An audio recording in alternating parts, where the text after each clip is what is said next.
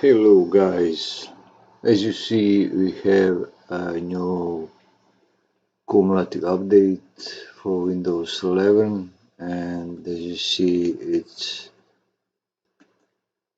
build number C10.0.22623.891, and its KB number 5020040. And now I record and we will see what is new on this build. So it's the latest build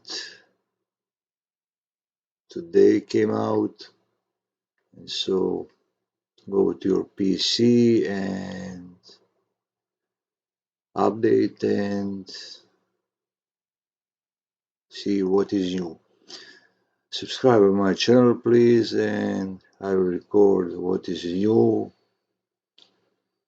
and subscribe and watch my another channel. Thank you for watching and bye.